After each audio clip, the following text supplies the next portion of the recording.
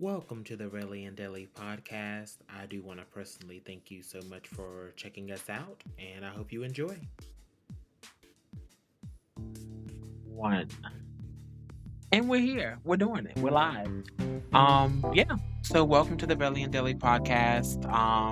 We're gonna be talking about a bunch of different topics. I am Deli, I am Relly. and we are here today to talk about Grotesquerie. Grotesquerie is a show, for those of you who don't know, Grotesquerie is a show on FX, and also Hulu. And it's created by Ryan Murphy. Ryan Murphy. You may know him from the creation of things like American Horror Story, 911, Glee. Glee. Oh, I forget that he did Glee. Yeah. Oh, I never watched Glee, but that's a whole nother story for a different time. But yeah, he's really created a lot of different things, and Grotesquerie is the latest creation, starring Niecy Nash. Icon. So yeah, we're here to talk about that and how we felt and feel. We watched all 10 episodes, and yeah, we're about to dig into it. Yeah. I can go ahead and start. Okay. I think, well, first of all, just to give you an overall synopsis, Grotesquerie is a horror TV series that follows Detective Niecy Nash while a series of strange and honestly grotesque murders take place, and she's juggling her life, love, and honestly her career while trying to get to the bottom of these murders. Not the life and love of it all. It's the truth. Man, 'cause that The was life and good. love of it all. Okay. All right. Raising All her right. child and everything like that. Um, Ryan Murphy is no stranger to horror, as you said, with American Horror Stories, American Horror Story, two separate series. True. He's also doing a lot of the American crime, so he's not a stranger to horror. And I think that's part of the draw. And for the most part, he does horror well. I think he did a lot of great work this past decade. And watching Grotesquerie was definitely, I think, like a roller coaster of just understanding what this show is. I'm not sure if you want to get into full spoilers. I mean, yeah, this is the official spoiler alert. Oh, Because we're not gonna be doing this twice. fact. So So maybe we'll come back at a later date and do it again. But as of right now, this is a full blown review. So this is your official spoiler alert. If you have not finished watching Grotesquerie, you need to leave, or bro. I'm not gonna say leave. Oh, I'm just gonna say we're gonna be talking about some be spoilers. prepared. Some people, as Scar said it best, be prepared. Yeah. So, but some people, they love to, they don't mind spoilers. So, if you're one of those girlies, stick around. But yeah, this is a spoiler alert, Yeah. official. So yeah, So what I will say first and foremost, Grotesquerie was grotesque. There was some very, very interesting kills. Some I've seen before, but some things that like, yeah, you really haven't seen. You definitely had an ear reminiscent of Seven, very much Saw. so. Yeah, It was definitely, crime scene murder. I think that the cinematography was pretty great. It was filmed in a particular way that was dynamic, especially a lot of the house scenes where Mhm. Niecy Nash is in the home. Two main particular things. It's her and her daughter having these back and forths, or her with the killer chasing her around his house, or rather, she's chasing the killer around his house a few times in the series. And I love the different shots that they use, the use of light and color. I think it was beautifully shot. Ryan Murphy knows what he's doing when it comes to the show, I and the agree. suspense of it all I do is agree. very top notch. Yeah, I do agree. It had a very good look and feel to it. Um, when we're going to talk spoilers, there's a big thing that happens. But up to that point, it was definitely It was definitely giving, real, like, real spookery. It's really creepy, it's really strange. It's a unique, like, type of killer, and it was a real mystery to it, going in just like, why is this killer doing this in this manner, and why is it's such a big, production. These Yeah, aren't just, like, stabbings and shootings in the street. These are, like, really elaborate situations. honestly. And I think, they're ultimately trying to go with the is this, natural or supernatural killings Yes. that's happening. And ultimately always go straight for the supernatural. That's what I was gonna ask you because I know we mentioned that going in, or not even going in, but like maybe like the first couple of episodes, you felt really strongly that it was a supernatural Yeah, type killer. 100%. 100%. I feel like it's a supernatural phenomenon that was going on even by the end of this series. I still think that it was something more fantastical than natural that was going on. Mhm. Um I'll hold off on talking about the ending for a little bit. But it was just different ways. Like her pursuit of the killer, it always just seemed that he was invincible or invulnerable to a lot of things. Mm. He got in and out of places so quickly that it almost seems spectral like. Yeah. And we're Yeah. gonna talk about how that plays in to like there was a bit of a twist towards the end. Mhm. But first I definitely want to talk more about the cast. Niecy Nash is a phenomenal actress. I For think sure. got most of her notoriety playing Officer Renisha Williams, no relation, Oh. on Reno 911. She's a phenomenal comedic actress, which I think lends super well to her playing horror because Mhm. the best horror has some comedy in it.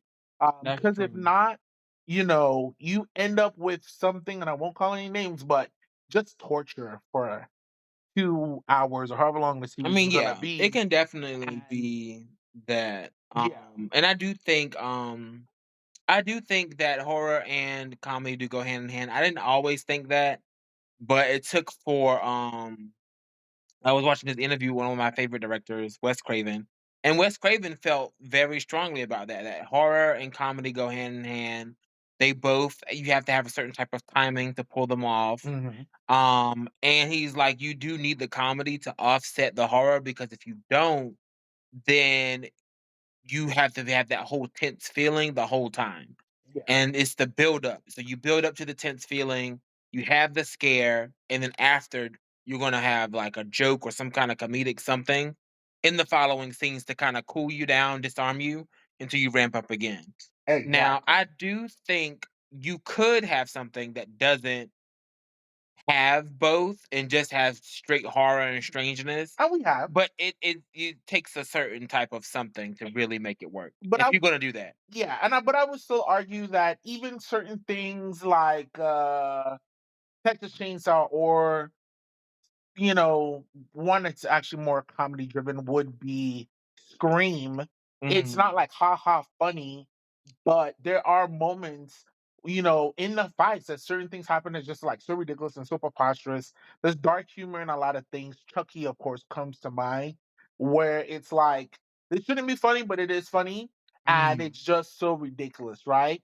And then you have things like Terrifier, where personally ain't shit funny in that. So Yeah. there's degrees to like That's humor. true, that's true. And then like even Chucky has range degrees in humor when Yeah. you look at like Bride of Chucky, Seed of Chucky was one of the most Yeah. like That's comedic ridiculous. takes on that horror That's genre. ridiculous. But then the series, wraps up in kind of like a more balanced take. Right. So you have those different things. Niecy Nash also was in Scream Queens.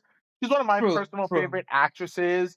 And recently gained a lot of acclaim as well for playing in that Dahmer series, also Right. produced by Ryan Murphy. She True. is one of Ryan Murphy's current darlings, and honestly, she saved this series for me personally. I could watch more episodes of her running around trying to solve the crimes, saying Yeah. grotesquerie, and being charming and funny, even when it's very kind of sad and dark.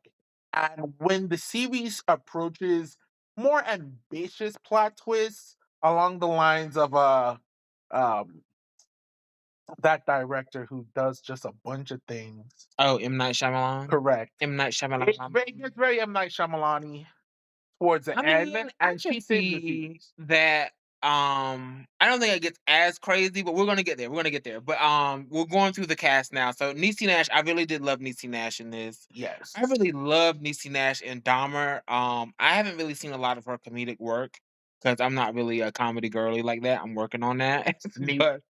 But, I'm here for the terror, I'm here for the drama, I'm here for the, the anguish of it all. She got a little alcoholism in this. I live for that.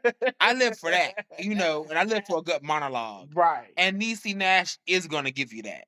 Yeah. She's gonna give you that, and I'm here with you. I could sit and watch her like, I could stand and watch her all day just chase down killers Correct. in a very serious setting like this. And there was a moment, we're gonna get into this person shortly, but there's a moment with her and the nun character. There's actually a few moments with them. But there's one in particular where they're driving, have to drive a certain distance to get to a location that Grotesquerie has left for them. And it was definitely giving, like, buddy cop.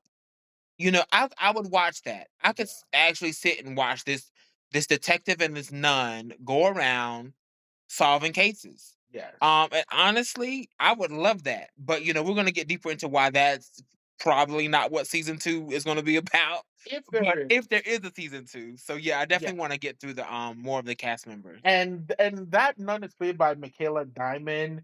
Okay. She really seems to be a little bit newer on the scene from things that I've been able to pull up. She did a film back in 2014 called Imbalance, where she was a featured dancer, but Okay. she tends to do more stage work. She did Jesus Christ Superstar live in concert Ooh. on TV in 2018. She was featured in Jimmy Fallon. She did The Gilded Age, and she also did Elsbeth, which I've not watched, but it is a very interesting name to say. Everyone's talking about Elizabeth. Elsbeth. And it's Listen, if you don't know, I want you to listen to this. If you take nothing else from here, I want you to know that everyone's talking about Elsbeth, and it's one of the biggest shows on TV right now. it is. It's on our very extensive list of things to watch. But she honestly brought a very unique and quirky charm to the series, and she plays a nun that's sent by the church to partner with Niecy Nash's character, um, to study these crimes and report about it in Yeah. the church's Yeah, newspaper the church has to a bring people to the newspaper. church. Yeah, Um, yeah, the newspaper of it all, and yeah, she just kind of inserts herself into this to the crime investigation of it all. yeah, It's kinda wild, but it makes sense with the whole newspaper thing, 'cause they're trying to drive more people into church, and they're seeing that she's really into, like, true crime, this nun. What's her do you know her character name?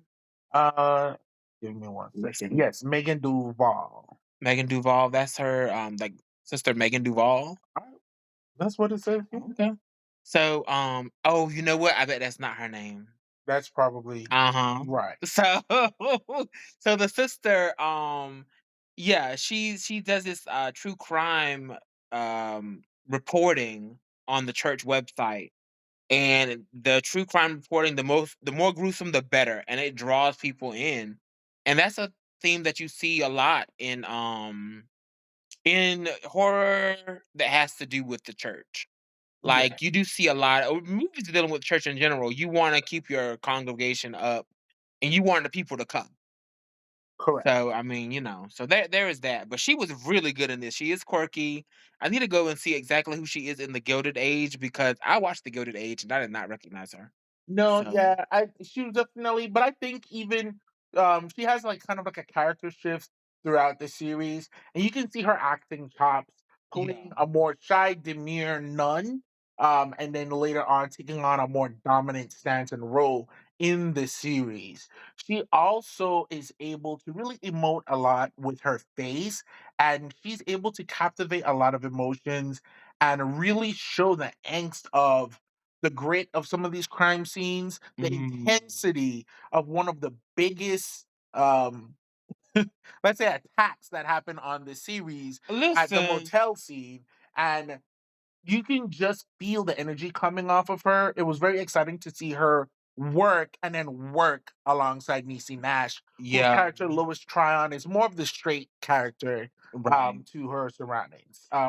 Really quickly, we also have Courtney B. Vance, Icon, who plays Niecy Nash's husband, Marshall Tryon, in the series. And he himself is, a very strong subject as they revolve around their conflicts as husband and wife, their Mhm. conflicts as parents regarding their daughter, and then his own shortcomings in their marriage, we'll see. Yeah. The daughter is played by Raven Goodwin, who honestly is a very overlooked actress. Mhm. She's very talented. She's been on Just Jordan. She's been on Becoming Mary Jane. And she's a very talented actress that I think tends to get overlooked. Mhm. But she shined really well. And Mhm. in this series, they had a lot of commentary about, her life, her weight, her goals, and her ambition, and the struggle between her and her mother Mhm. and her drinking. And the Yeah. dynamic between the two of them looking at each other's vices in the face, Yeah. kind of like that meme where everybody has like a gun up and it's like, girl, you stop drinking. Well, girl, you stop eating. Yeah, and they actually do say that a couple of times. And In the series. I thought that that back and forth was really good. Yeah. It felt very real. Yeah. Growing up with a house full of sisters, there is. I mean, I it never got that bad, not to my knowledge, between my mom and my sisters, but you can certainly see where there's a like a butting of heads, and they Hmm. definitely had that. I thought the actress, playing her daughter was really good. I haven't seen her in much anything else either. But I definitely wanna see her more of her stuff. And yeah, just because a lot of the to me, a lot of the grotesquerie, a lot of the grotesqueness of it all was not even the murders or the crimes. A lot of it was with Niecy's family, the detective's family, and the inner workings of those relationships. That's where it got like really grotesque for me. And then the daughter has aspirations to be on this like half ton TV show. It's very much play on Half Ton Sisters or any of Yeah. those shows on TLC where they're not glorify I don't think they're glorifying well, to an extent. Some would say they were glorifying. I would say My 600 Pound Life is not glorifying, but there are some reality shows Mhm. where you're like 1,000 Pound Sisters, you're tracking, you're following them, and they're just, they're large. Yes. So she aspires to be on that, which is I think is a pretty good social commentary. I do want to circle back to Courtney B. Vance. Um, you see him in a lot of stuff, but I can't really name not like too many movies. But he's in a lot of them. He's in a lot of movies and a lot of shows. But I feel like he really played his role really well. And I feel like he's played a role similar to this before. We'll get to that, because that has to do with one of the bigger twists. Um, and back to the nun. The nun, let me tell you, the nun was already somebody. She was already somebody, but the moment she had me, there was a scene where she has this yearning for this young priest up and coming. We're going to talk about him in a minute. But this up and coming young priest who wants to do stuff the new way. He's walking around in these red shoes and he is, he's exuding sex Correct. and she's picking up on what he's exuding. Okay. And so there's a moment, I think, yeah, she was massaging him. Mhm. She was massaging him and like trying to ease him down, or she no, she was drying off his back. Dry off his That's what back. it was. She was Yeah. drying off his back. And we're gonna get into that back too. But so she was drying off his back. And they know each other. They know that each one wants the other, but it's like the tension. And he's like, no, waiting's a part of it. And so it's like she runs.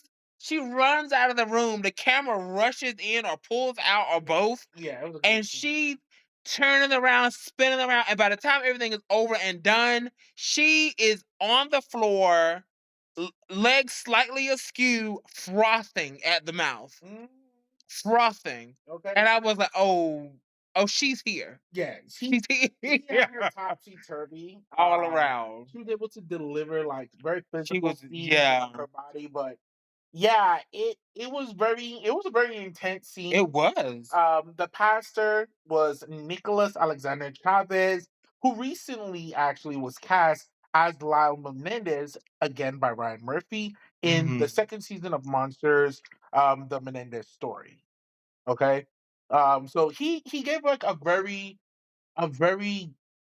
interesting performance, and honestly, he was one of my favorites of the series just because of the the lengths that he went to, yeah, and how he seemed. I think from the start you could tell like this pastor is a little bit on the edge. Like yeah. he's not He's like a a little good boy. different. He's on some other type of stuff. And he just keeps pushing it. He He does was keep pushing it. flagrant. He was a bit out of control. And he kept pushing things. He was the one who sent for her to go ahead and do these news clippings to bring attention to the church. He was running Mhm. his own little shirtless Christian Peloton classes, That's getting the girls true. all hot and That's bothered on a true. bike for Jesus, he said. So it was He was twirling around in the church in mhm, assless chaps, uh-huh, in a lace frock. a lace frock. And that was before going up to the rectory and Yeah. flogging himself on his knees. And that's what I'm talking about. The flogging, the flogging. Honestly, if you are you really a Catholic if you're not flogging? I don't know. I If believe so. I was a Catholic, I know I would flog. I know it. I know, and so that's the back to the back.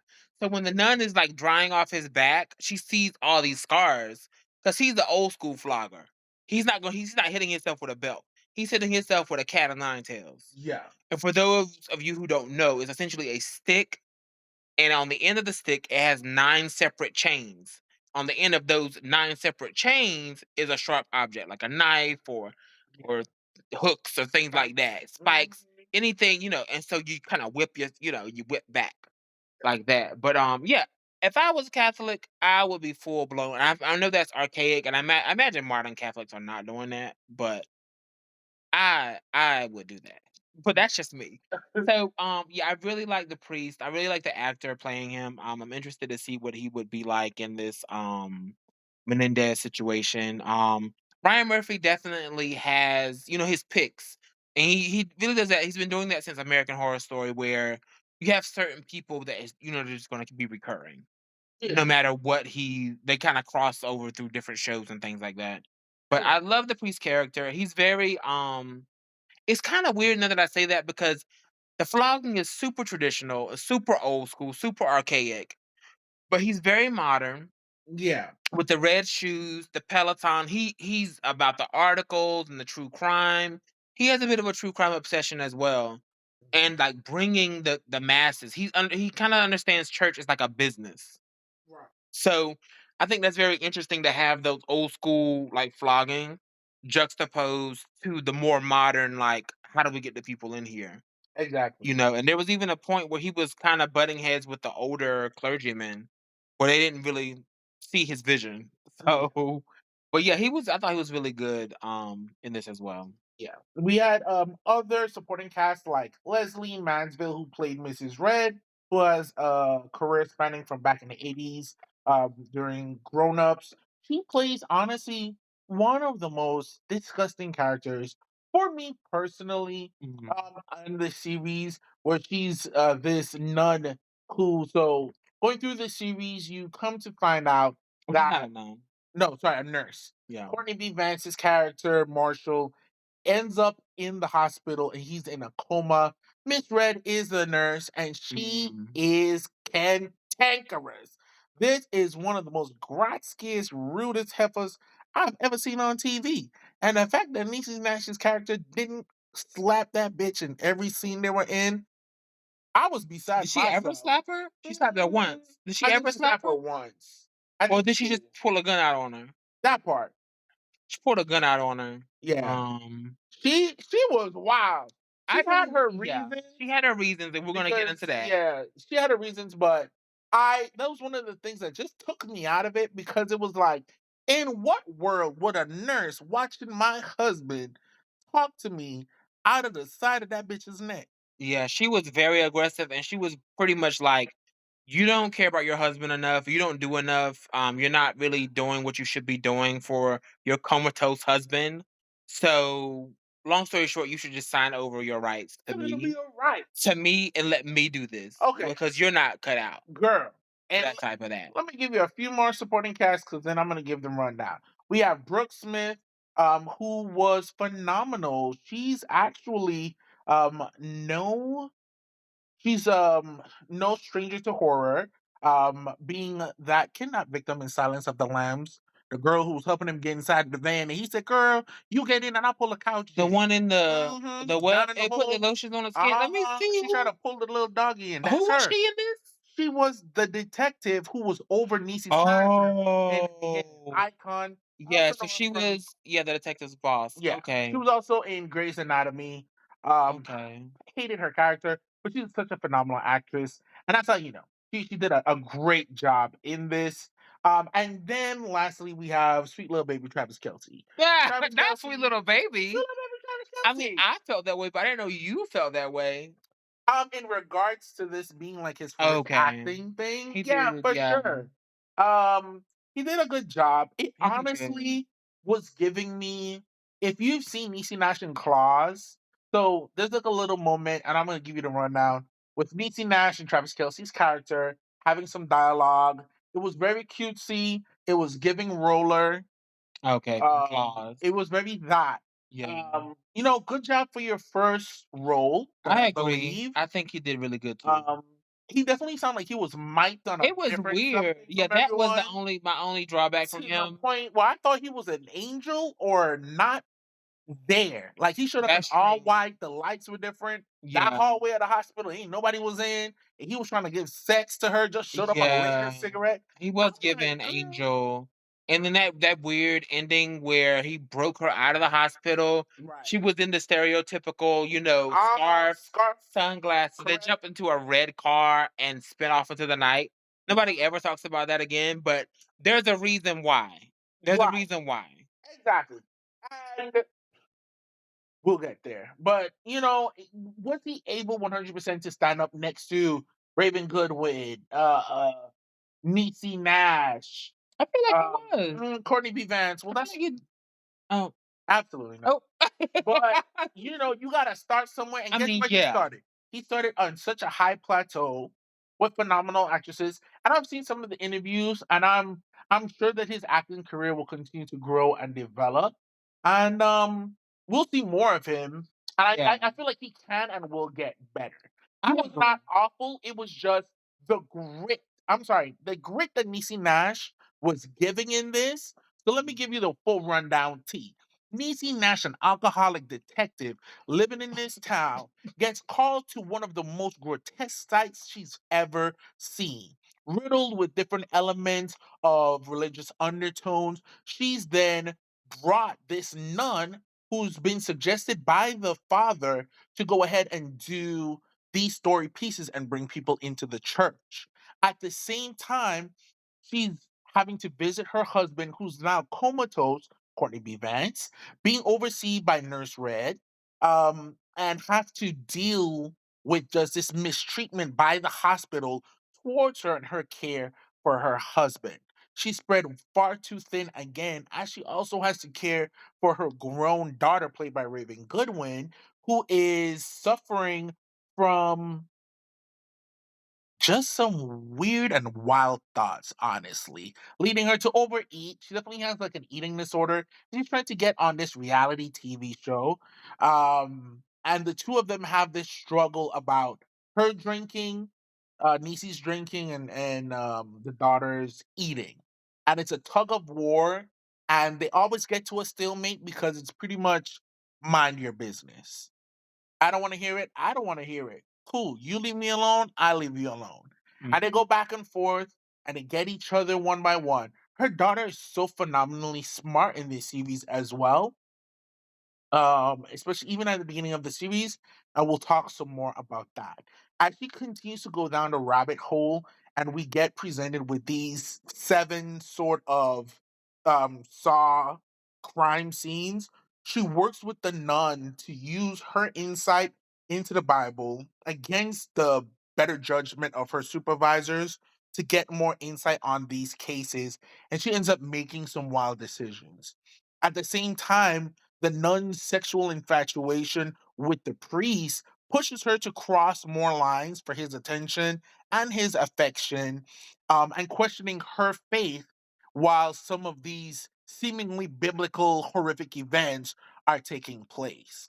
One of the rising actions leads us to this intense motel scene when they first get a set of Mm. coordinates from this puzzle box that's solved by Nisi's genius daughter, and they go out to the desert and find a burning pit. Mhm. They try to escape the desert, and just a series of things that just don't make sense. Burning cars in the side of the road. They find a stranded girl out Yeah. there in her underwear That was soaked in calamitous. blood. That whole episode was very calamitous. Calamitous. And I Yeah. think it was the first episode to really kind of plant the seed of the shift that was coming. Too bad it was Mhm. episode 5 or 6 out of 8. So it felt Yeah. very Is there 8 aggressive. episodes or is there 10 episodes? I guess 8 is when the big shift happens. I think, yeah. Okay. So Yeah. then they go to this motel. It's intense. I mean, boiling pools of purple Yeah. sulfur, And they had some really shootouts, good shots in that one. phenomenal. I love a good continuous shot, and, Yes. they had a Oh few of those there yes. where they have a continuous shot and where you're seeing one character and they're doing this, and the camera just keeps moving and you see another character, maybe not even in the full frame, just kinda walking by and they're doing something else, and then Yes. you circle back around. I love those, I love those. I Exactly. don't know how well, actually, I know I heard they're very technically hard to pull off, Yes. but, Yeah, that one theirs was done really they're good. very difficult to do. And they did an amazing job with I it. think they did too. At this motel, you can see Niecy Nash's, and this is actually very important. You can see her negligence there. She's very Mm. self-focused on getting back, making a That call, is calling true. her family She's not too pressed to about really help these anything that's bitches, happening. cause there is some shit going on. They pick up a girl that's Covered in blood, covered she in blood and beat wanders up. off. Another Yeah, woman is being beaten at the front desk. and Somebody starts shooting. Niecy Nash is like, "Well, how many how many bitches are getting beat up in How many here? bitches are getting beat up in here? You got It's attacked too again?" much for me. She's So, like, yeah. I just seen him. Another girl's getting drowned in the pool. Two Yeah, cars crash out front, yeah, and then they and get out and they start screaming they and start screaming. fussing, And at the center of this is the nun trying to trying to save bring everybody. peace and trying to save everyone. And all of that culminates into her doubting her faith and confessing that she and the pastor actually did cross the level, which we did get to see. Mhm. Them having sex together, and she believes that this is the end of the world that she brought upon Yeah, herself because of it. yeah. Um, Now Grotesquerie then shows up to kidnap the bloodied girl, Yeah, and the nun ends up getting shot. exactly. The assumption here is that Grotesquerie already that's the girl who was who we end up picking up was Amber. bloody and beat up, Amber. Come on, names. I'm trying. Yeah. So the assumption is that he already had her. She Mhm. got away. They picked her up, brought her to the hotel, and now Grotesquerie has come to the hotel to get her. And he got her. He damn sure He did. got her, put that bitch in the car, He and shot at that man, and he shot one off. uh-huh. Got little Miss Nurse in the chest, and it was a wrap. The nun. Yeah, the nun. So things were going so crazy and so intense. The pastor confronts, Lois Tryon, Niecy Nash's character, regarding the nun being in danger. The Mm. nurse comes to her and has a sit down, heart to heart, to let her know that she's the one who's been sleeping with her husband for the past 6 years, and that Exactly, and she's so that's why, yeah, that's all the why. weirdness that was Oh, happening. and weirdness, she was caught masturbating her husband. She was doing Yeah, all sorts of stuff. yeah. That nurse was out of her She mind. was, and I mean, now Now Relly was really I was pissed. he was really pissed. Now I'm not me, I was more like, well, let me let them cook. Let me see where this is gonna Ain't go. cooking shit. The But stove is on. even for me, and I let a lot of shit pass. But even for me, I was like, this is it's kind of taking me out. It's kind of disjointed, just how intense First of all, she is. So at the time, I'm thinking like, oh, is that part of the grotesque of this? Like another facet of the because you have the home drama, you got the murders, and maybe this nurse's behavior is another level. right. Her coming out and being like, I love oh, him. yeah, She said, Daddy, I love him. exactly. And he's Girl, the philosophy Professor. professor. So she had attended some of his seminars. This goes back. This goes It goes back. back. So Let me this is tell you why something. she's so enamored with him and so serious about his care while he's in the coma. And she said all this to Niecy, and Niecy got up, cuts her the fuck out. She pulled a gun She out. may have slapped her and then pulled a gun. Mm-hmm. I don't know. But she definitely pulled that She gun on definitely that pulled a episode. gun. And let me tell you something. That's what I needed. First of all, Niecy Nash is an icon. She's played so many tough characters throughout her career. Even this character was so tough and phenomenal and kick ass. But this little nurse was digging her fucking hooves in her back, dragging her every single chance she got. And it just didn't feel real. It didn't feel like this is something that could happen, that this woman would take it. Lois Tryon, fuck Niecy Nash. Lois Tryon didn't seem like the type of bitch to take that. I And it was mean, just yeah, perplexing. that she was It was going so perplexing that she would take going that for so so far, long. and But that's you know what? yeah, that's definitely one of the things. Because I'm like reflecting over this. Yeah. You got the hellscape. Uh-huh. You got the weird ass drive out into the night Correct. with the Kelsey. Yeah. And then you have this nurse that's just on 15. Right. So those are three things for sure. I would love to kind of go back and see, but I doubt, I doubt. I will. I mean, But whatever. it's so fresh. It's so fresh. Yeah. You So maybe I'll listen to somebody else talk about it correct. as opposed to me actually Yeah. going back. But yeah. So things come to a head. They end up finding the chamber. There's kidnapped children's. There's a whole Yes. smuggling. It's too much that we couldn't tell you because this podcast is but so long, and this That's series true. was like It was about 10 hours, yes, 10 right? hours. So So we are definitely. a I whole mean, bunch of yeah, this sidetracks. is for the people who've already seen it and want to Exactly. hear the So overall. as you remember, So there's a whole type of stuff that's going on with the babies and the kidnapping. It leads them to the oh grotesqueries. yeah, the babies. I Right. forgot about the baby aspect, but yeah, it leads them to Grotesquerie's lair. And at the end, she sneaks off to the back of the lair by herself. Grotesquerie sneaks up on her with a knife to her throat, Mhm. and she turns around and shoots that man dead. Pulls off the mask, and it cuts to the end of the episode, right? Right. Very And we're important. gonna put a pin in that. So women were being milked in this place, which was that's something you don't really see a lot Yeah, you in don't. horror or movies in general. That was shocking. And I will say this series does give you a lot of shocks. Yeah, But yeah, there was a child like smuggling ring mixed yeah, into the murder of it all. yeah. And so that's where. So she's on got him she's on yeah.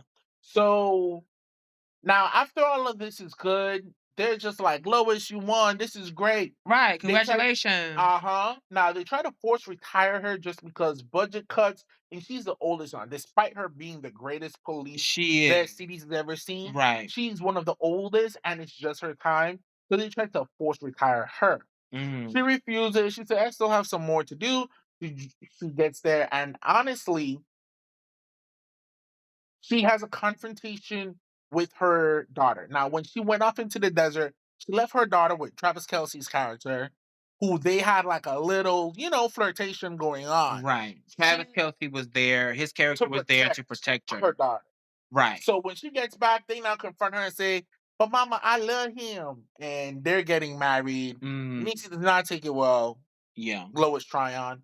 And she starts snapping like, girl, don't you know he was licking all up in my pussy? He was like, girl, that ain't never happened. Don't say that. You drunk. And she said, girl, whatever. She stormed out of there. She did not say that specific sexual act, but she did it's insinuate. She said that he was on the knee licking up. And You she ever said watch that? the show? Y'all watch the show. She said that? She said that. Oh, Not those goodness. exact words, but she basically said cunnilingus to a degree. So now Oh, she took the car, went straight to the hospital, and she said, "I'm unplugging daddy because I'm tired." She tried right. to tell her daughter, like, "Oh, your daddy cheating on me." She was like, "Oh, you just a drunk." And she like, "I'm not a drunk, I'm tired." And she was like, "Oh, bitch, this is why daddy went crazy." And she like, "No, your daddy was cheating on me." Like, daddy would never, you liar. And if he did, you pushed him to it. She said, "Well, girl, I'm gonna push him now." She went straight to the hospital and said, "Unplug." And they were like, "Girl, Mm. wait." And she's like, "No, you've been telling me it's time." And this little nasty misread heifer who been rubbing on his Oh, dick yeah. and letting bed sores happen been telling me that you guys don't have all the beds, so pull the plug, girlie. I'll be back in the morning. Came back in the morning with some poetry and some whiskey. Yeah. And she was like, "Girl, how long this gonna Let's send take?" them out. I got And things to do. unplugged his ass and let him die. Didn't tell her daughter or nothing or nobody. This is very important as well. So now she went home and she's going about her business. She like, "Grotesquerie, what's this?" She went and now they finally revealed in the newspaper that Grotesquerie is actually the priest. Right. The preacher man is Grotesquerie. Right. Which So does make sense. it does make You sense. know, given all the evidence and everything that, it does make sense. Exactly. So we see Detective Lois Tryon, Niecy Nash, go to the preacher's house and go through. Now there was a random machine pump in there that she could hear that Yeah. wasn't connected to anything, but as she went through, there was a lot of the grotesquerie memorabilia, the Mhm. layouts, the plans for posting up Right. the bodies. Bodies were pinned to the roofs and stuff like that. Exactly. So it was all coming to a head. Now the nun who did the book, who did the news column, I'm sorry, she met with all the higher ups, and she then Mhm. negotiated with them. I now run the newspaper. The pastor is dead, right? Right. So I'm in charge. Give me my people. Give me my money. They did the negotiations, and she won. Everything is good. He goes over to have dinner with Lois, and everything comes to a head again. When Yeah. Lois puts two and two together and realizes that, girl, you were shot and you recovered real well. It's almost like, Like your shot was done strategically so yeah. that you wouldn't really be wounded like that. And who the hell was it, the one that said for you to come with me? Wasn't it the That damn priest, preacher yeah, who that was priest, grotesquerie? yeah, I swear, I pay money for her to just call me and say the word grotesquerie. She's an icon. But it leads to a ridiculous, phenomenal, horrible showdown. yeah. When I They tell get you, they get to fighting and it's wild. them heifers got to fight Yeah, king. Okay? yeah. And Mind you, the nun is running around in a pair of red bottoms. none of she said, Mhm. "I'm gonna have these red bottoms on." She said that murder on my heels, but I murdered everybody else. Yeah. And what? So they get into a really big fight, very well choreographed and shot Phenomenal. because it's kind of shot, it's not shot like your stereotypical fight. It's kind of shot between these two rooms And you're where never in you the room can with the fight that's exactly. happening. So you kind of sitting back and you see the fights kind of crossing between these two rooms. Uh-huh. Which could be cartoonish, but in this case it wasn't. It was No, very intense. It it was was very very much like intense. being at a family party where two people get into it, and you're in Mhm. another room and you hear the clinking, the clanking, the dishes, the furniture, bitches Mhm. on the floor. You get to see some of the scenes up close for sure for the Yeah. money shots.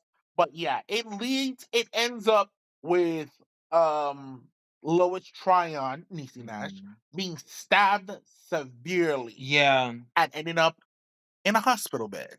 Mhm. Whew, child. So now she's in the hospital bed. Courtney B. Vance, Marshall, is alive and not in the hospital. Right. Come So on. this is the big twist, So y'all. this is the This is big, the big one that we've been leading up to, and that this kind of splits the show into before this and after. and after this.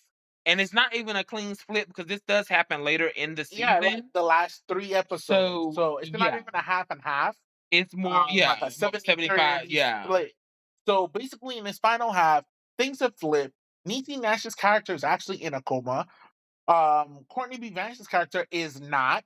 He's at the same restaurant, at the same dinner table with his daughter, who isn't just some reality TV food eating girl. She's like a genius with multiple degrees. Yeah. And then the husband is not somebody who was at the hospital. he worked at like a donut shop or something, and he was like a little loser. That's Travis The Kelsey character. Travis Kelsey, her Really husband, flipped. yeah. Right. He's not an orderly, he's actually, yeah, but in the coma, yeah, Exactly. she was an orderly, but now he's just a donut guy, Right. and, the daughter's super smart. Isn't she trying to cure cancer? Yes, she come out with different cures for Yeah, cancer.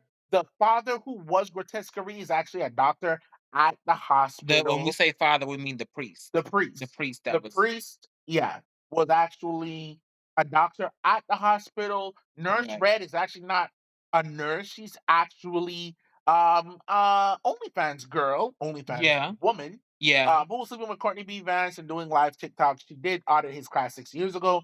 right. And they've been together ever since. And then the nun is actually the lead detective who got promoted after Nisi's character bungled the Amber murder case Mhm. and ended up in a coma. This coma was due to COVID. So, Okay, that's the thing I was about to ask, like, how did she end up in a coma? COVID, So yeah, all the stuff that we talked about prior to this, that was all Niecy Nash's coma dream, coma dream, essentially. as allegedly. Essentially, for Correct. now, For now. So, allegedly. this is the thing where I have to say. And Uh-oh. then the show resolves and other things, right? Well, we're gonna get to those resolutions, but go Yeah. ahead. Yeah. I'm going to tell you, Ryan Murphy, the same thing that I told M. Night Well, Shyamalan. hold on. How about we go ahead and do you wanna go ahead and I'm saying what I'm saying. okay, well, hold on. Excuse me. A plot twist is not a lie. Yeah. A plot twist is not a Oh, lie. I mean, he said, did he lie though? Did he lie? Because there were certain the things that we talked about, a lot of them were strange and didn't make sense. A lot of it was strange and didn't make sense until it made sense through the context of that little vision. But then how the series then ends, I mean, well, yeah, we haven't got. That's why I was like, I did you really know. get Well, there? no, but I have to say it because I want to preface it and I want to let the people know that honestly, this comatose dream state was clunky and it was not executed perfectly, in my opinion. Brian Murphy has given us some phenomenal works. The man has given us some genius art. Hell, every fucking week, 911, 911 Lone Star And see, gives us some amazing drama, amazing writing. We've had people in comas. We've had people not knowing what was going on and flipping it. He's done it before to different degrees. So I know what he can do, and I know the artistic mastery that he can present. And for once, this was not particularly it. And I'm going to say this why. When she woke up in the hospital, right? Of course, you try and backtrack certain elements and aspects of what in that real world in relation to her coma world, like where the disconnect was, right? mhm, Why were you dreaming that your genius daughter who's curing cancer was a mhm, little fatty who's trying to get on a reality TV show? Of right, course, we could talk about her disappointment in her daughter and stuff like that and right, parent shit. Cool. There was other elements that they talked about that just the delivery of it all just felt very educational, educational. It was just like, wow, you mean me dreaming about all those bitches up in the rafters being milked is to talk about women's bodies and them losing rights. And it was like facts, but yeah, also there was no other way for you to say it. But then also, did you have to say it? I guess. And I can appreciate work that's done for the betterment of us and society, but you wrapped it in the back of grotesquerie. And I don't think it was done in a way to really be the focus of it. It was addressed in a mhm, couple episodes of like, well, girl, what's all the things you think that's wrong with Earth? He said, we're mhm, destroying the environment. Cause that's why I dream of the pit of fire. Women don't have control of their bodies. COVID put me in a coma. And those were the things that we talked about it in that episode. And it was pretty much that. And mhm, it felt like a disservice because those are such big topics. The kidnappings and stuff like that with the babies happen in mhm, like an episode or two, but there's ways where you could put echoes throughout each episode to really cement the gravity of these causes that you're trying to bring to the forefront using your show. And mhm, I just don't think in those episodes it was done to the caliber that it could have been done. I'll okay, accept the plot twist as it was, but we have to stop being so horny for a fucking surprise that the art suffers. It could just be what it is. And if it wasn't a coma dream and plot twist, and this was a sick man doing all this shit and cutting up shit and cutting up women and stealing their babies and stuff, it still told the story Right, in it a does. less It convoluted way. does. You understand And what I'm saying? it does add some complexities and some convolutedness. I don't know what the word would be. Convoluted. But it does add that to it when you realize it's a twist. Where you have all this has been a coma dream. The coma dream does make a lot of the weirder aspects make sense. Yeah. But you do have those good points where, the earth is dying, so that's kind of what you get from the hell episode. Yeah. The women's rights, and they do feel shoehorned in because you don't really honestly, if we hadn't really talked about it too much, or if they didn't give you those educational lines, Yeah. I probably wouldn't even have connected the two. That's what they were Um, going for. exactly. I wouldn't have connected that they were trying to, Yeah. do commentary on that. I Right. mean, I do love the commentary. I Me too. do love that, I kind of well, it's okay that this was a coma dream. Um, but this is not the first to do it, obviously. Right. And I'm sure it won't be the last. Mhm. And it didn't do it the worst, but it No. definitely did not do it the best, Correct. in my opinion. And there weren't any like kind of hints like that, which I'm happy that there weren't any hints. I don't think I really wanted too many hints of that, but I honestly would have preferred if the show would have really been that. If the show would have really been about grotesquerie, Hmm. if all that was real, I think I would have liked the show even more. Ultimately, I do like the show. But we're gonna get into like the real world now Yeah. because now she's up from the coma and now we're seeing who these people really are in the real world, and we have like a couple of episodes in that world. Yeah. So you I mean, in the real world, the real main things to take were the fact that Courtney B. Vance hated Marshall yeah, hated Louis Strong. he He hated sent that bitch to the grave. Though the scene where she comes back from her coma was phenomenal. Courtney B. Vance got to flex. because he was essentially saying pull the plug on her. Uh-huh. Yeah, he Okay. went and pulled the plug on her.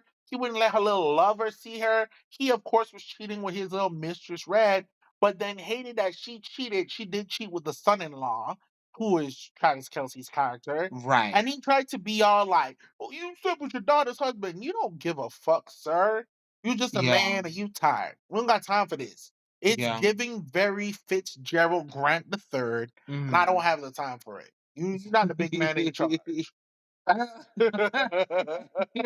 I do see I like the correlations though of who they were in the coma versus Right. who they are in the real world. Yeah. I love a good correlation like that. And it's easy to see some of them like she cheated with Travis Kelsey. I need to learn his name in the show, Yeah. but yeah, so he's the husband of her daughter. She cheated with him, and so in her coma dream, he was almost like angelic. He was there to like kind of save her, but in the end, he still ended up with her daughter. Yeah. So it's that truth, coming out. But the whole half ton His name was Ed, Ed. by the way. Ed. Okay. So the Mhm. whole half ton thing, there's some things that you dream about that just don't really make sense. So some things just they really weren't able to make correlations, and I like that I as mean, well. they talked about it. So essentially, it was a mixture of the dad's view Mhm. mixed with her own frustrations and disappointment. Right. Because what it talked about is that when she went away to college and she gained all that weight, Mhm. Courtney B. Vance's character, the dad, flipped so much, and that's what Um, made her fall out of love with him mhm. because he turned her back on the daughter and kind of was like on her case. True, true. And that kind of forced her to be in the opposite end of it, in Right, like being forced to support her. right. While still at the same time not being pleased with her and her eating habits. Um, it was just like a whole frustrating moment, and it's Mhm. not clean. As somebody who's gone through their own weight and an opinionated fucking parent, who talks about your weight and for your own betterment, quote unquote, and cares about you. But part of it too, let's be honest, it's because like, oh, my son is a little fatty. Oh my god, I'm on a diet. But What do you say? that's part of it. Like it's part of the discomfort when you have a child that's like that. You know what I mean?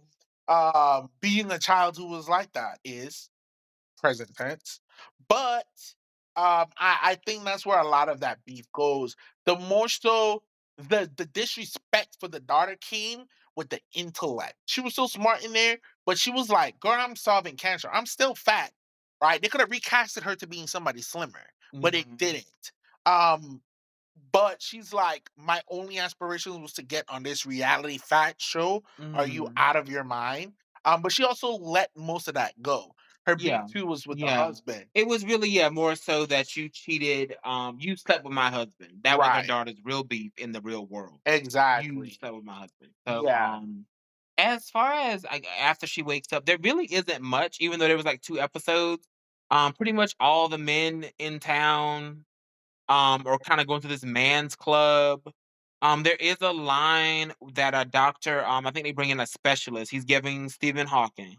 Yeah. Um Yeah. but, But there's a Stephen Hawking-esque doctor specialist that they bring in because they're trying to help the detective, Lois, work through some of the stuff that she was dreaming about, and sort that out with the reality of it all.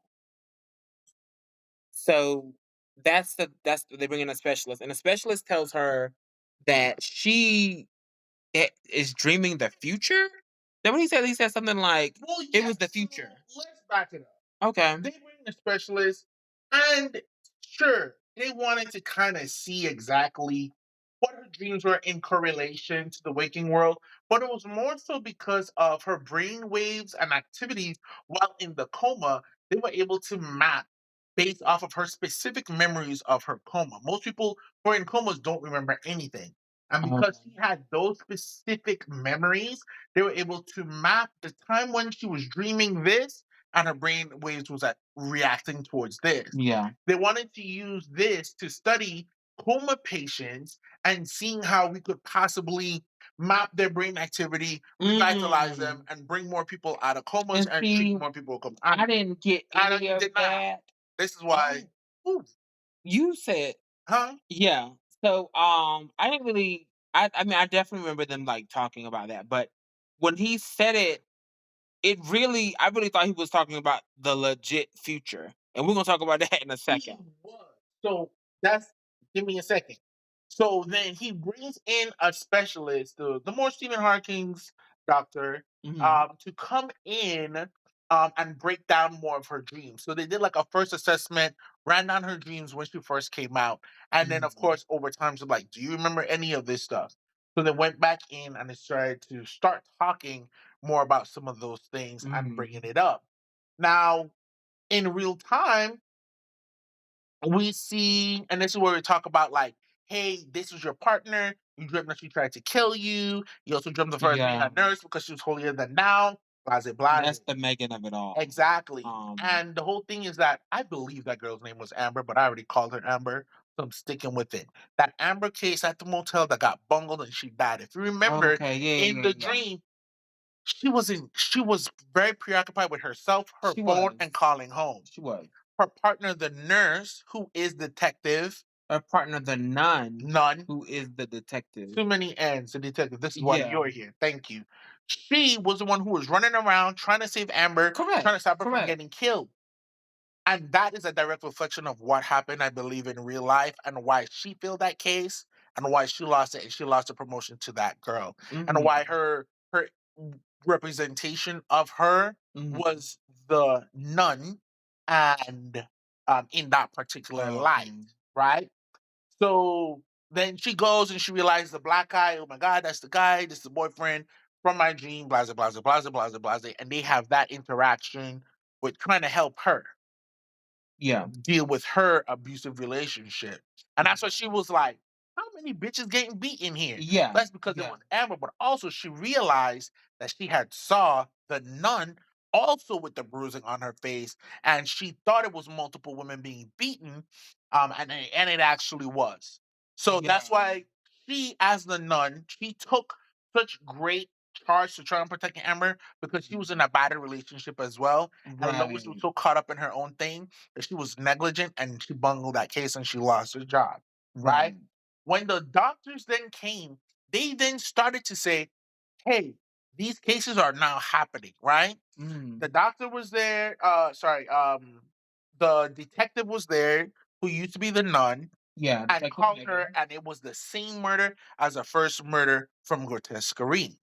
Correct. And then they met and they were like, oh my God, like maybe you're dreaming the future. Maybe you're dreaming the future, except for you yourself, the little Stephen Hawking specialist, her husband, her daughter's husband, lover, and every other man in town who've been Mhm. wronged are having some This type of man's weird club. man's club circle jerk. It's And they very got much all the I documents. forgot what they call that, but there is like actual places like Yeah, that where the men feel like they're not getting any justice, so they right. meet up in these places to kind and of and they get her feud with each husband other. because he's allegedly falsely accused of sexual assault, and they throw the case Yes, away for the student for the of the student. student. And he had already had relationships with students, so it didn't look good. Yeah, he So actually all of had these, a, do you yeah, was it false? Or do we not know? Was it falsely accused?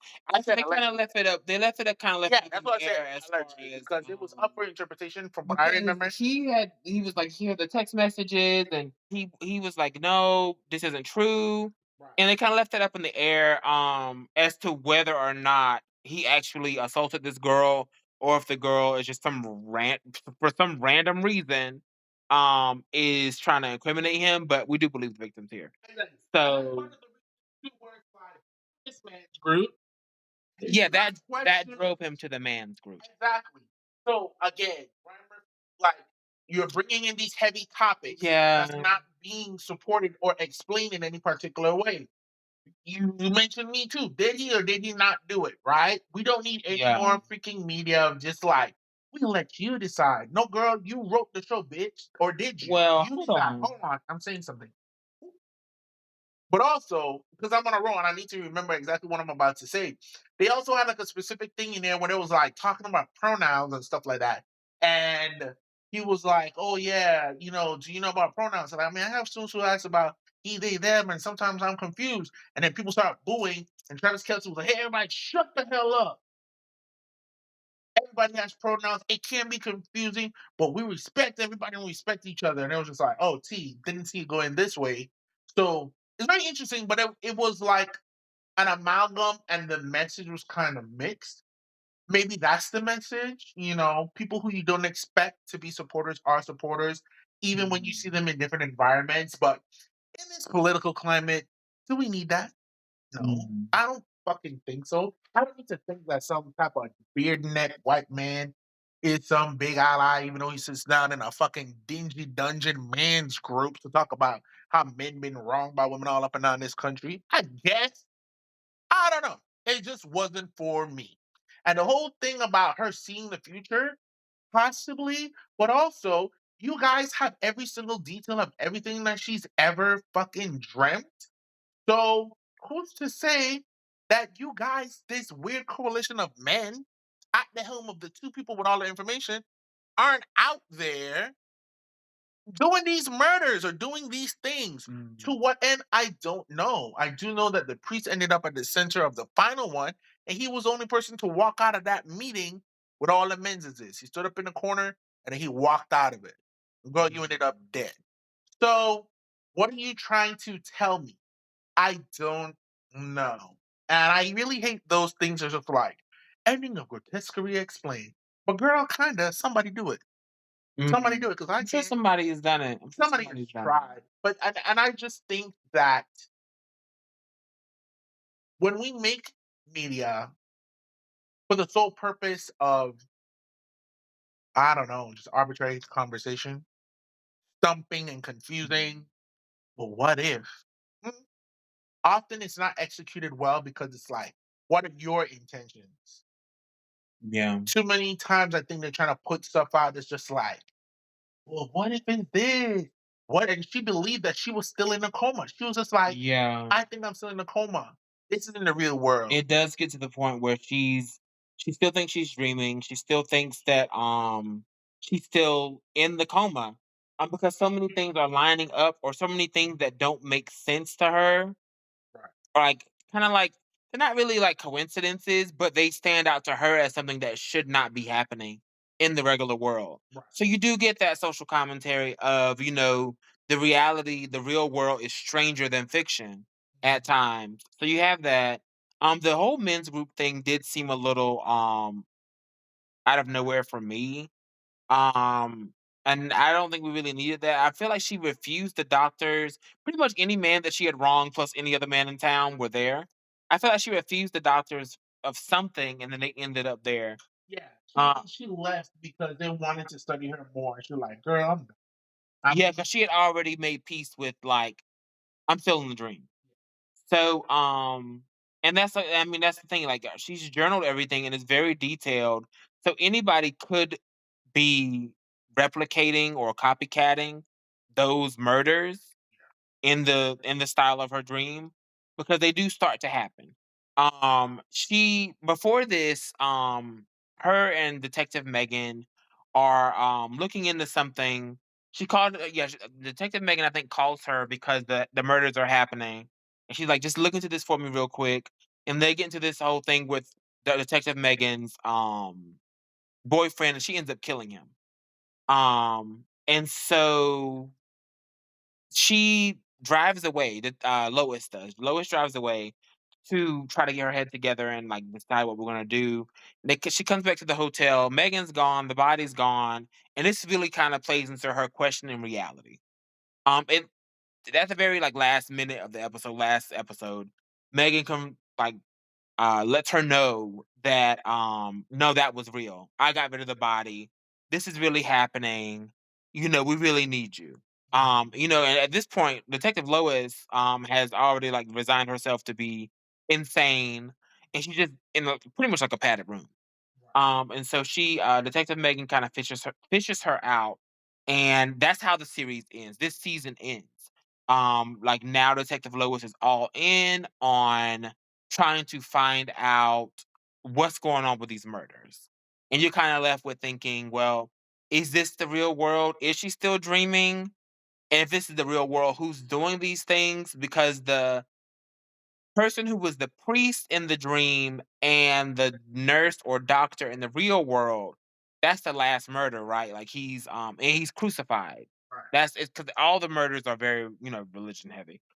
But yeah, he's crucified, and that's like the last murder and everything you see. All in all, I feel like, well, first of all, I probably need to do a little more research because I always like throw Ryan Murphy around because he did create this. Do you know if he's doing a lot of writing for these shows that he's creating? Because if that's the case, I don't wanna blame him because, the track record wise, Ryan Murphy is very much Stephen King in that they have these great premises that they create, these great worlds they create, this great setup that they create, but the endings struggle. And I feel like this show is just like the most recent episodes of or the most recent seasons of American Horror Story, where you have this great promise and then you kinda struggle at the end. But I Yeah. don't wanna put that on him if he's So not Ryan doing all the writing. Ryan Murphy, John Robin Bates, and Joe Bacon wrote every single episode to Okay, so he of had this series. Yeah, it was okay, directed by several people, and he himself directed episode 3, The Bender. This is okay. what I have to say. All in all, I think it's a fairly interesting series with some great topics, beautiful cinematography, compelling acting by the lead and some of the supporting cast. Um, and I think that Niecy Nash gives a stellar performance as usual. And some of the best monologues that's honestly ranking her up there next to Viola and Angela. It was a great performance that she gave in Grotesquerie. Didn't necessarily stick the landing for me, no. But I definitely think that people will enjoy it. And it's a head scratcher. Maybe I'm It just is. overthinking too much. And I like my type of mysteries in a particular type of way, you know? Yeah. And I think if you're going to blend the psychological with the spiritual and the metaphysical, and then straight up grotesque murder, let's pick two lanes and Yeah. straddle that line instead of cutting across a 5 lane highway to get to the exit. And that's what it kind of feels like towards the end. Um, but all in all, great job. it, I think there should be a follow up series? No. Yeah. I agree. I all in all, I really like the season. I thought I do think that some things were kind of felt kind of shoehorned in, and I wish maybe that one or two of them were chosen. Whereas whether it was the women's bodies or the earth, being polluted, I wish they were chosen and they were kind of steady themes throughout the season. Um, but yeah, all in all, I think it was pretty good. I would recommend it. It is a bit of a head scratcher. It gives you something to think about. I don't. I actually don't. I wouldn't want a season two either. I would love this just as a one standalone season, and you're just kind of left with that: is she awake? Is she not? What does it mean? Type of thing. Um, but I guess we'll see whether or not they're going to do a season two. Yeah. My one final critique, I think that a lot of Murphy's productions have also, especially the horror based productions, have a knack and a reputation now of the past 3 years of ending episodes on a high, a big energy, an explosive moment, an escape in a red convertible, only for the next episode to start like a completely different show, different series, different something. And it's like starting from ground zero. This is some things that I've seen in other shows not produced by him too, like Umbrella Academy. That was one of the things that kind Yeah, of turned me off. It's just like, well, we had this crazy big bang. Somebody's held at gunpoint in the final seconds of the episode. How does the next episode not start back with the yeah, gun and the that's person on true. the I standoff? mean, in this case, they definitely did a good. They had a good reasoning, but that's not only to say that he doesn't. He does it in other series too, and there Exactly. is no reasoning. It feels very disjointed. And, Exactly. it is very something because you don't start right off where you left with We the don't even excitement. talk about Yeah, a lot of times they don't. They don't talk about it until maybe halfway through the next it. episode. Yeah. Then they might talk about what happened at the end of the previous episode. Right. But at least this one did have the nice little bow of a coma dream, so it makes it make more sense Yeah, as why it's they even disjointed. said it, and I kind of feel like that was for people who've been complaining. When it was like, "Girl, you in a coma?" She's like, "Oh, that's why things were so choppy and didn't make sense." Yeah. And they were like, "Yeah, Yeah, that might have been a little wink to the people. right." But all in Yeah, all, it's good. I think so too. We're gonna number rate this. I Is that mean, I something that don't we do on know. the Really and Daily podcast? Um, It'll be separate numbers, by the way. yeah, that will be separate numbers. I mean, Um, yeah, we can rate it. We can rate it. Go ahead. What's your rating? I'm gonna give it a conservative 7.2. Okay, I mean that's actually about what I was thinking. I Oh, was see, thinking somewhere between 7 and 8. So I'll do a 7.5 just because I'm the optimist. yeah. But all in all, yeah, I think it was pretty solid. Yeah, given all that it was. Yeah. So yeah. Any other thoughts? No, I think I said everything I had to say today. I think you did too. I think you Mhm. did too. Praise God. Bless it. Thank So you. on that note, Thank you so much for staying through this first episode of the Really and Deli podcast. thank We're you. super excited to just review more. We have other segments we're going to be doing, such as real music, talking about the impact of different music in television, cinema, movies, even video games that we're using today, breaking down hot topics and stuff that's going on. And we're probably going to be in a lot of horror. That's kind of Probably. We'll see. We'll that's see. how I But think. it's very early on. Horror is a bit of our thing, but I feel like we definitely have the room to see what all is out there. So thank y'all so much for listening. Next week, Legally Blonde, too. Okay. That's not true. Don't hold us to that. All right. Bye, y'all. Cue the theme song. Bye. I don't think we own that. I don't think we do either. You've been listening to the Rayleigh and Daily podcast. Thank you for showing up and showing out. I really hope you enjoyed this. If you did enjoy, please be sure to like, share, and subscribe. And I'll see you next time.